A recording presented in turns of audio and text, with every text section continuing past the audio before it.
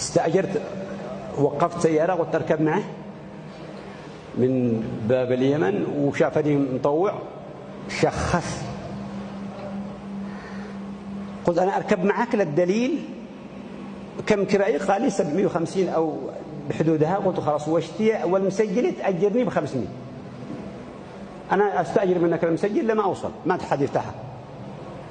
قال لي تمام، 1500 حلا بركة. قلنا تفضل. مشينا، حصلنا ركاب شميلة، واصلنا شوية شوية، حصلنا واحد كان هو زوجته معه، قلنا تأدبا نزلنا من قدام، قلنا قعدك عارف اليمنيين دائما يحترموا المكالف دائما، والمكرف عندنا معززة ومحترمة مقدرة. نزلنا علشان ركبنا ووسط، حصلنا 4 دفعة واحدة ركبوا معنا في الخلف ومشينا، عبنا بترول بعد قاع القايدي، وواصلنا السفر مشينا. من الدنيا ساكتة، المسجل حق من؟ استأجرت طريق، ما حد عايز يفتح، لقي ما يشاغلوناش في الطريق. وضروري تجزع معك شريط أحيانا احتياطا، تجزع معك شريط. أنا كان معي شريط بس بخليه بالجيب احتياطا. علم الركاب بدأوا يتوقلوا، لو سمعت يا سواق افتحنا أغاني يا أخي ننفخ، صلى على النبي يا أخي نشير، هو سفار. علم بدأوا ما شاء الله، السواق مرجن حانب، المسجل مأجره. المهم، وأنا أقول لهم ما بش داعي، ما قد تكلمنا، تأمل معي ومن يسمعني.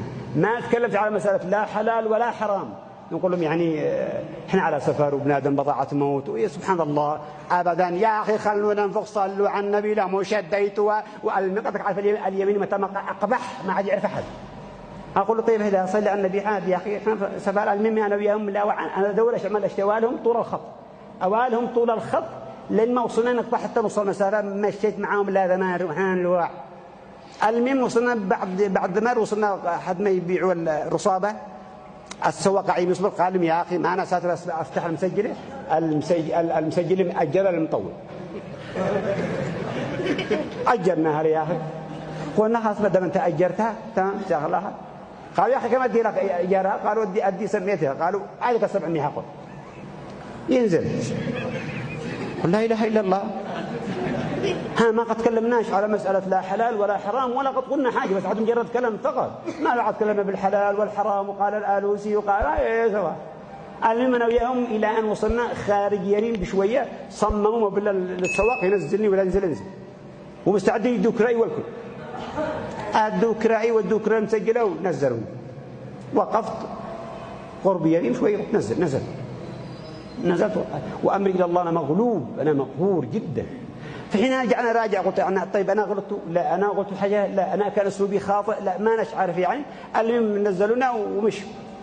وجاء واحد بعد ما مشي بين يوم شوية كذا، جاء واحد أشل، قالوا قبله يعني بعد العصر شوية، أشل لي كذا بالنور، ليش أنت هنا؟ قلت والله على الله يعني. نزلنا يعني نفرمل شوية ونمشي، ما كلمتش إيش الموضوع. وإحنا ماشيين على كتاب، بعد الطلعة حق كتاب، وإحنا على السيارة تماما. صعب اللي بيجوا قبلي ما شاء الله مسرعين، تخطي 100 شوية، لا ما وصلنا بيت هديان. بعد بيت هديان شوية جاءت مطرة وداج ورشة قليل، السيارة طحست علي وفكت الجدار، مش كان كان فيه جسور حديد، فكت الجدار ولا ناس تقلبوا تحت. أنا شفت السيارة غابت عني حوالي 5 دقائق، ما بالسيارة ضاعت السيارة. أشوف الحديد عدو جالس يهتز كذا، ما كان شيء حتى تجاهنا ولا حتى عدينا. طلعنا على جنب، نزلنا جنود من تحت هنا، هذه كذا السيارة قد تعوروا، والمرأة قد خرجت من الفريم، وضعها سيء. ودي كانوا بالخلف اللي كانوا يقولون نشتريهم فوق، قد ضغطت الخانة عليهم الأربعة في الخلف. نزلنا عشان، والمسجل شغالة، من يبايعني بقلبي؟ أنا بياع. قلنا يا جماعة، الجماعة غبتوا كلهم أنا فيه. كيف؟ فحين تعلم على أن ألطاف الله أحيانا، ألطاف الله يدفع الله عنك، بل أحيانا مش بحذاقتك، لحكمة يعلمها الله أحيانا.